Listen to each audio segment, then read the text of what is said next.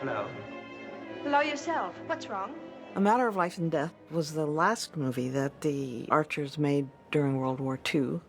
They had waited a long time to get the Technicolor camera because Laurence Olivier was making Henry V in Ireland. And so instead of waiting around for the camera, they made a little masterpiece called I Know Where I'm Going in black and white.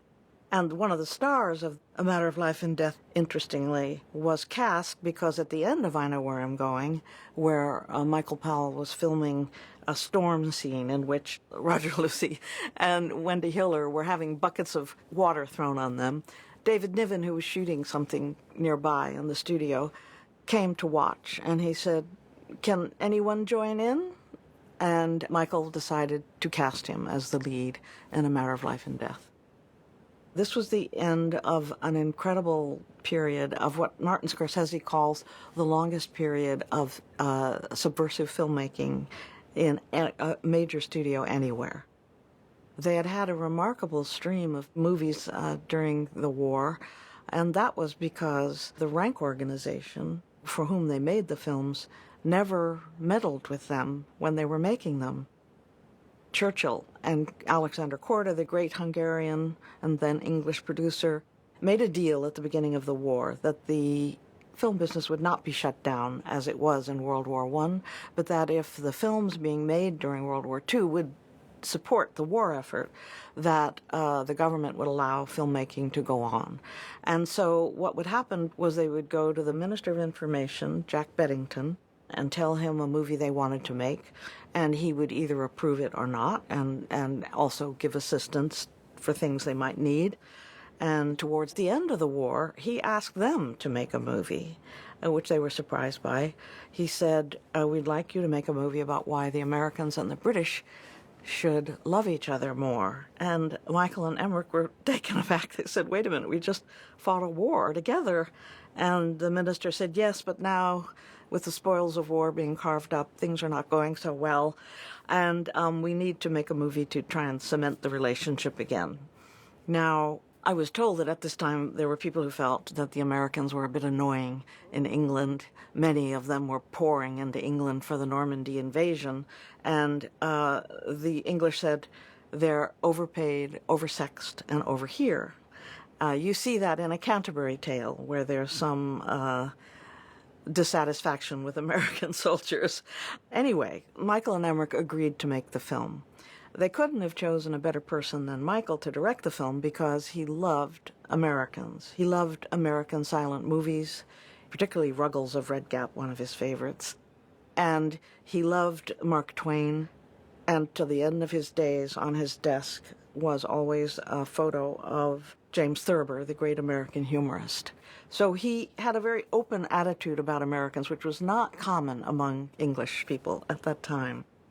One of the favorite things that happened to me and him is once we were being picked up at Heathrow Airport after we married and were driven down to his cottage in the Cotswolds in England.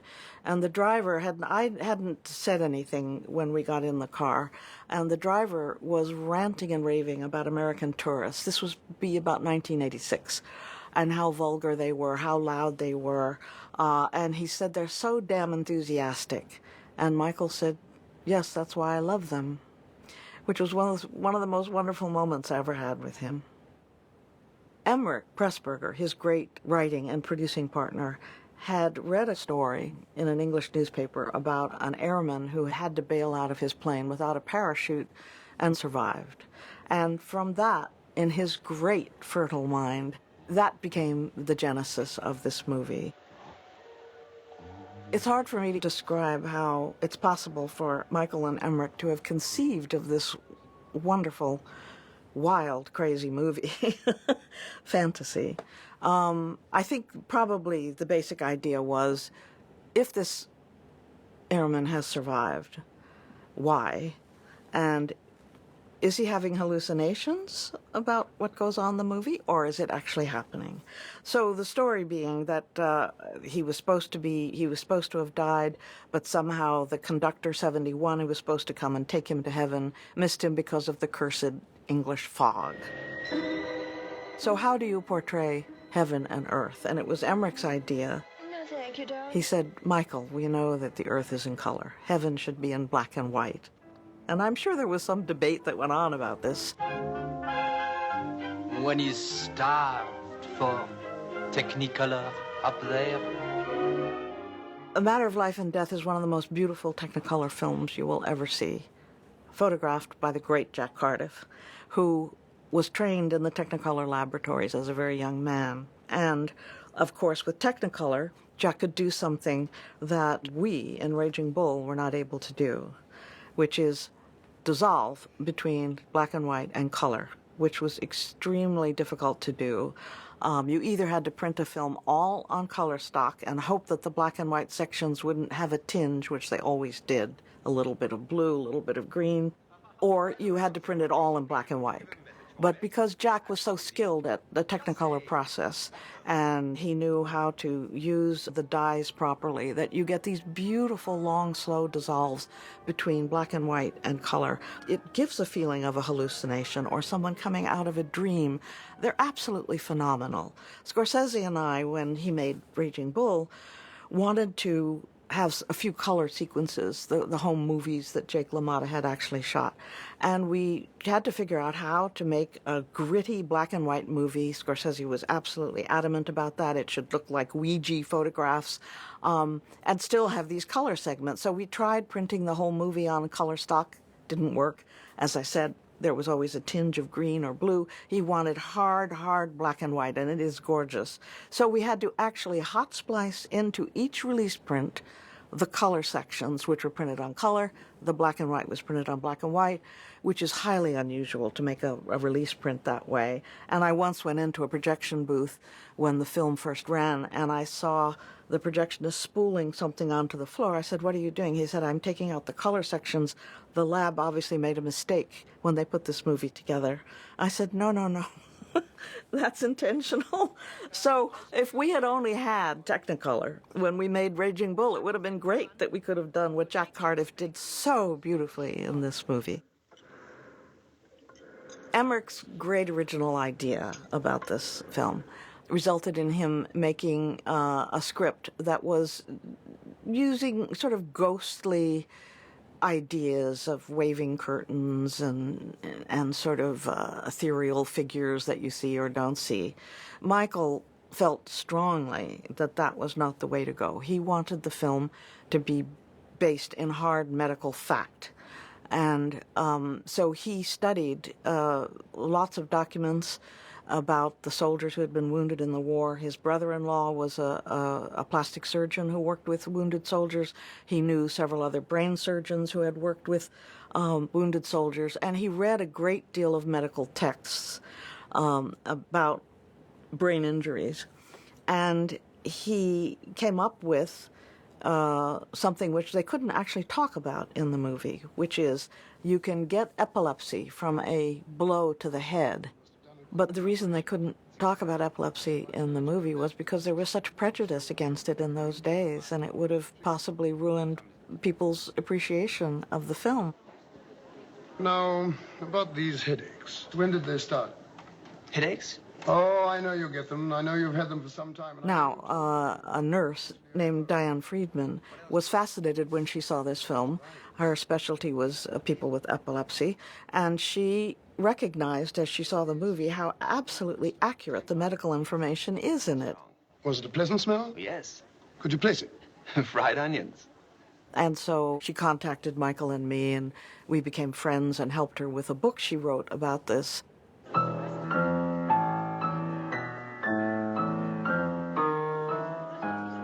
The symptoms of what is happening to Peter in the movie are absolute classic epilepsy symptoms. Check. The smell of fried onions, the distortions in his side vision, and he's having sort of minor epileptic seizures when he has moments where he's hallucinating. So the whole question about the movie is it all a hallucination or not? And that's one of the intriguing, wonderful things about this movie. And in fact, that question is never answered. It's left up to you. Michael decided to cross the ocean on a troop carrier, a United States troop carrier, so he could get to know what American GIs were like.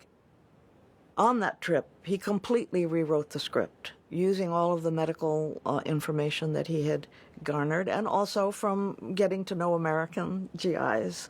And he went to Hollywood, where Hitchcock, who was a friend of his, they had worked on a film together when Hitchcock was still in England, recommended Kim Hunter, a young American actress, to play the lead.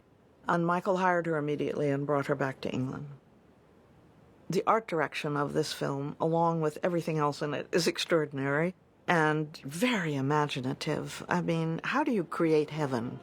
And in fact, when you first see heaven, it's kind of like a normal bureaucracy. People come up and they sign in. People aren't gnashing their teeth and weeping that they're now dead. It's all sort of kind of normal, and their death is accepted. So there have been mistakes. At one point, the angel, played by Kathleen Byron, takes Robert Coote over to look down on the clerks who are working away in heaven, and the image is exactly like a computer board. I mean, it is so modern and futuristic looking. It's heaven, isn't it? Also, in that same sequence where people are logging into heaven, they're given wings which are wrapped in some form of plastic, which must have been very, very new at that time. Another startling idea. And then the chief recordist, played by Joan Maud, is sitting in front of a desk which is made out of plexiglass. And later in the film, in the trial, you see a small plexiglass table on which the rose, which has captured June's tear, is offered as evidence in the trial in support of Peter Carter living. So there's all these wonderful, wild modern ideas and beautiful ideas for camera work. For example, when Peter is wheeled into the operating room. The wonderful images of the roof of the hallway that he's being wheeled down, which cleverly just goes right into the nurses speaking to him. There's one tiny little mistake that's made. An atropine injection, sister? Yes, 100. American nurses, and they were American nurses, do not use the word sister. Hello, squadron leader. We're all ready for you.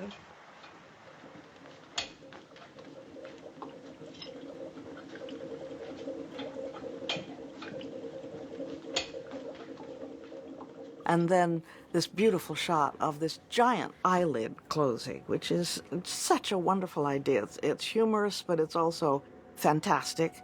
And the thing that I've noticed when I see the film over and over again is that the eyelid closes, and there are, of course, little blood vessels you see in the eye, and it dissolves to beautiful images of blood, but they're just not gory. It's like a Stan Brakhage movie, which dissolves to clouds, which dissolves to heaven, which is a big orb, and then you see people streaming into heaven, and it's just a stunning, brilliantly thought out idea.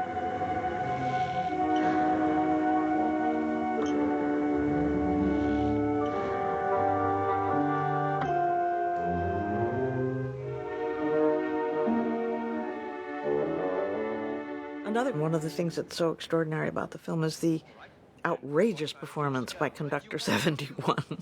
Your time was up. Played by Marius Goring, who was in many of the Powell Pressburger films, particularly The Red Shoes, of course, as the love interest for Moira Shearer. And do not fall any deeper in love now. You have been warned. He's just off the page in his eccentricity, and was, I'm sure, goaded on by Michael to be that way. And I always love the references to his opération, as he calls it, his operation, his beheading.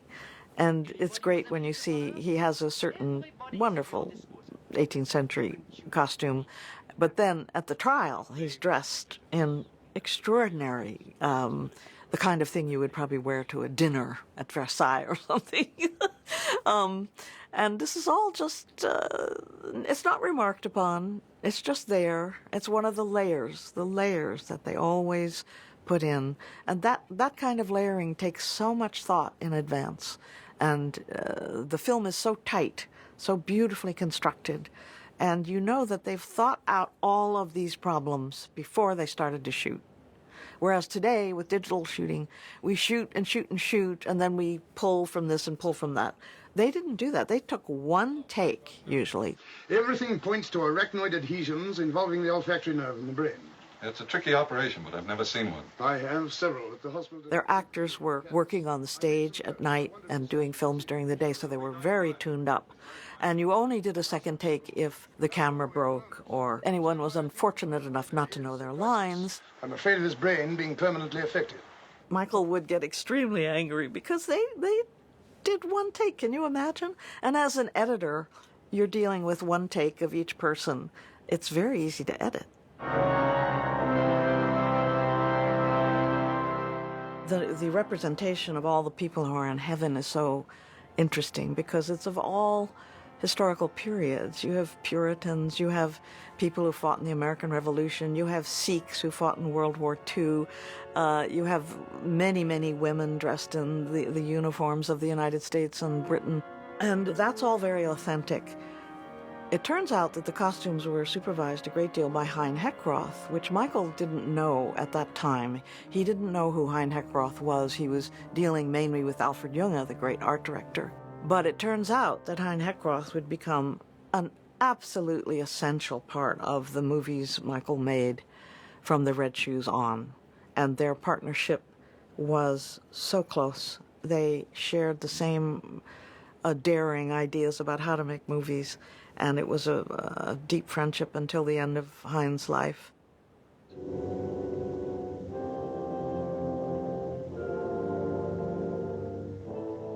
The opticals in this film are just stunning. I don't know how they possibly could have created that opening shot of the universe.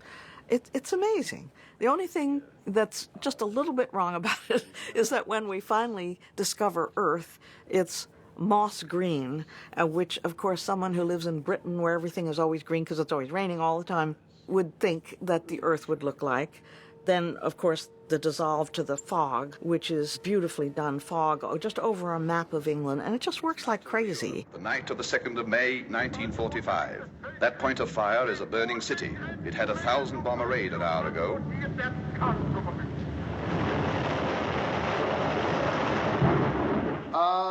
The start of the cycling season. The scene in which we first see Dr. Reeves is where he's showing his camera obscura to his spaniels, which, by the way, were Michael's spaniels. They appear in many of his movies. Eric and Spangle were their names, and they're in Colonel Blimp. In fact, one of them pees on the banister in the house that Deborah Carr and Roger Livesey go to after they've married. And they're in I Know Where I'm Going. Here's June. Here she comes. Nice girl. Where did the idea for the camera obscura come from? Well, it turns out that Michael's mother lived in Scotland during the war to get away from the terrible bombings in London, and she lived in a town called Milton. Turns out that Diane Friedman, who wrote the wonderful book about epilepsy and this movie, discovered that next to the town of Milton, it was the town of Dumfries, and in that town was a camera obscura. And she is sure, and I am sure too, that when Michael was visiting his mother, which he did often, he must have gone and seen the camera obscura there and decided to put it in the film. I'm sure of it. I love looking at the village from here. It looks so different. Because I've seen this film so many times, I've now come to realize how there are little foreshadowings of what is going to happen that you don't quite realize the first time you see it. Michael used to refer to these as little bombs that he and Emmerich would put into the film that would explode later. One of the things I think is extraordinary is the sacrifice that Dr. Reeves makes to give his life up so he can defend Peter Carter in heaven. That is foreshadowed by the motorbike scene earlier in the film where he's driving at frenetic speed. Beautiful shots. I don't know how they did those. And he passes an American Jeep as a joke and goes around a very dangerous corner. And it's quite startling and unsettling. And, of course, later on, he will be killed on a motorbike. And the other thing, the foreshadowing that I noticed after watching it many times is that when Dr. Reeves first comes to meet Peter in the scene where there's a Shakespeare, amateur Shakespeare play being rehearsed, June is wearing a pale pink rose in her lapel. And later on, It is Conductor 71 who's wearing that rose, and it is the rose that is used to capture her tear to take up to heaven. You never had any visions or hallucinations before? Never. What were you The editing of the film, of course, like all Powell Pressburger films, is amazing. Michael Powell had worked as an editor a bit when he first began in making films, and you can tell that he's one of those directors like Scorsese who thinks like an editor when he's shooting. He knows exactly what he's going to need. He knows how one shot is going to cut to another shot, and that makes for excellent filmmaking. And I wish more directors today had more editing background, frankly. One of the sequences that I like to tell students about is done so simply, and it costs nothing. It's when Dr. Reeves is killed on his motorbike. You see Reeves in the driving rain. The next cut is of an American Jeep, brightly lit, swerving, Dr. Reeves looking, and then two shots that Jack Cardiff must have done just swish panning into some vegetation. A beautiful shot of the silhouette of Roger Livesey's hand just moving like that. A little bit of flame, a hubcap falls off, and that's it. It cost nothing.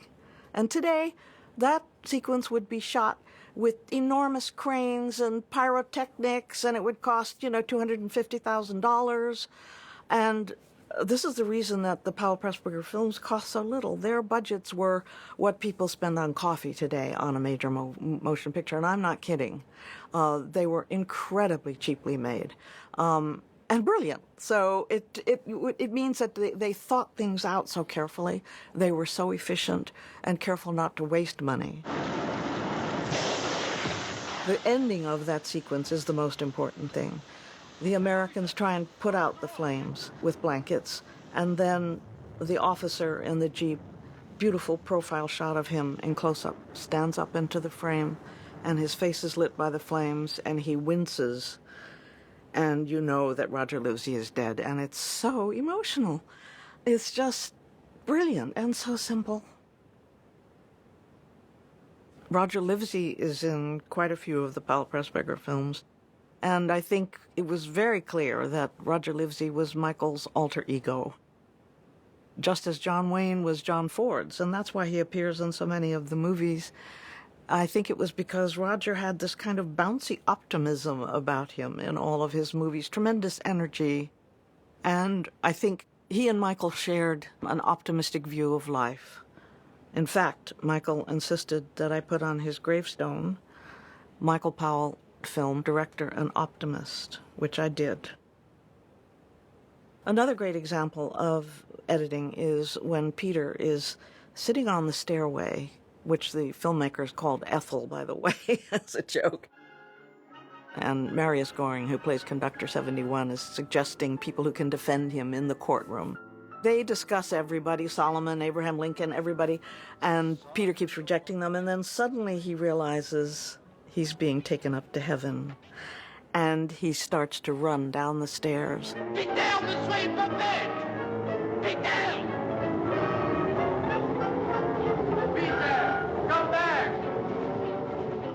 Then there's a shot of David Niven with just a stairway behind him in slow motion, and you hear Conductor 71 saying, "Peter, Peter, come back, come back." Come back! And slowly, that image of him sweating and struggling turns into color, and he's in bed in Dr. Reeves's library, and Kim Hunter is repeating the words, "Peter, come back, come back." Peter, Peter, come back. Because he had gone off into a hallucination, and she was terrified. Peter, my darling, come back to me. It's so beautifully done, and again, so simple. And the slow, slow dissolve from black and white to color is what gives you the feeling, is it a dream? Is it a hallucination? The way when you wake up from a nightmare, it takes you a while to wake up and you feel almost like you're suffocating, and that's exactly what they portrayed in that image. It's beautiful. Michael Powell had a deep love of poetry and literature. His mother poured into him a love of all forms of art. In fact, she was the person who took him to see a silent film the first time. But during his childhood, she read to him and his brother constantly, and Michael was writing poems from the time he was about 5 years old. And he certainly based the character of Peter Carter on his love of poetry because Peter Carter is a poet. And yonder all before us lie deserts of vast eternity. And a marvel, what a marvel, what's your name? And the fact that they had the nerve to have Peter Carter in the burning plane quoting long sections of poetry, which you would think nobody in their right mind would do. But Michael loved poetry so much, and he must have talked Emmerich into this, I think, because certainly he chose those poems, that's for sure. It's wonderful that he was able to put his great love of poetry into this character and make it so important to the film. My gown of glory, hope's true gauge, and thus I'll take my pilgrimage. Sir Walter Raleigh wrote that. I'd rather have written that than flown through Hitler's legs. I think the decisions that are made throughout the film about jumping time, for example, when Peter is being operated on and you see his head is all bandaged and Roger Livesey asks permission to come down to Earth and speak with him. When Peter sits up on the operating room table, he's not covered in bandages, which is what you think any filmmaker would do, right? Because the operation is going on. He's just wearing a sort of elegant pair of pajamas. And that decision, when I think about how a director goes on, you know, in pre-production, how they plan, what is this person going to wear and what is that going to look like and what is the set going to look like, I think it's so wonderful that that decision was made. No, we're not going to be worried about being literal, that he's sitting up with his head bandaged and covered in blood. No, we'll just have him dressed in these pajamas, which works beautifully.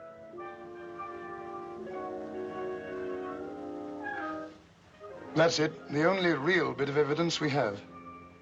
The whole way the medical profession is illustrated in the movie is very, very accurate, which contributes so much to the movie. It's so interesting how the operation is shown in great detail. Hard, cold evidence of a brain operation going on. And the discussions between the doctors and Roger Livesey are so wonderful and intense, always covered with the mask. And then the beautiful reveal at the end that you realize that the surgeon who has been operating on Peter Carter is the person who plays God in heaven. Congratulations. An interesting case. Another lovely idea is that when you see Peter Carter wake up and discover that he's in the ocean, he didn't realize there were going to be oceans in heaven, I think. He thinks that he's dead. And so as he walks towards the sand dune, he starts discarding his clothes one by one, his jacket, his boot, his sock. It's beautifully done because, of course, he doesn't think he's going to need them in heaven. At the end of the movie, when the heavenly court comes down to the operating room in beautiful color, Peter Carter appears fully dressed in the clothes that he was in when he jumped out of the plane. It's such a beautiful idea to come back to that and remind us that he was almost snatched by them. You have been called as a witness by the prosecution. You will tell the truth. One of the things that makes the film so far ahead of its time is the jury in the trial sequence. And what's happened recently is that people have written in reviews of the restoration of how relevant it is to today with the immigrant crisis going on all over the world, that when the jury is changed to all Americans, every single one of them is an immigrant. And that resonates very much with young people today. I've shown the film to young people who tell me they love the trial sequence. They feel it's very relevant. And again, you know, Michael and Emmerich were always making films that were very human and that appealed to people in different times, which is quite extraordinary. And of course, when one of the new jurors is a black man in uniform, they cut to members of the audience who are black soldiers. And for that time, for people to be doing that was unheard of. It was, I mean, blacks weren't even recognized for what they did during World War II. And here, they're being shown in this way. It's just extraordinary. It's so far ahead of his time. They were always so far ahead of their time. David Niven told Michael that his performance in A Matter of Life and Death was his favorite of all the films he worked on. And he is wonderful in it. And when he died, Michael asked me to send a telegram People still sent telegrams in those days, and to his family, and it said, "Good luck up that stairway, chum." A Matter of Life and Death is Michael's favorite film of all the films he made with Emmerich Pressburger. Emmerich's was the life and death of Colonel Blimp, but I think the reason Michael loved A Matter of Life and Death so much is that he could, first of all, be a magician. He could create heaven and earth. He could make time stand still. He could let his imagination run wild. But it also embodies a very deep feeling he had about life, which is that love is about sacrifice and sacrifice is about love. He thought the children should be encouraged to have pets when they're young so that they understand that loving something, an adorable little puppy, is not all that love is about. It's also about feeding it and taking it to the vet and walking it. June, it is absolutely necessary that you take Peter's place in the other world. Have you gone mad? The theme of A Matter of Life and Death is really about love and sacrifice. When Kim Hunter is told that if she steps on the stairway, David Niven will be spared, she does step on the stairway.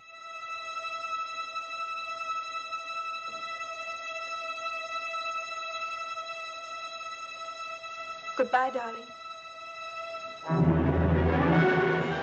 And it always brings me to tears because I know that Michael would have done it for me and I would have done it for him. This movie is really about love, and Michael Powell taught me a great deal about love. At the very end of the movie, Michael gets another bit of poetry in when the man who is running the trial, and of course who turns out also to be the surgeon, says, as Sir Walter Scott is always saying, as if Sir Walter Scott is wandering around heaven sort of annoying people by repeating things. As Sir Walter Scott is always saying, love is heaven and heaven is love.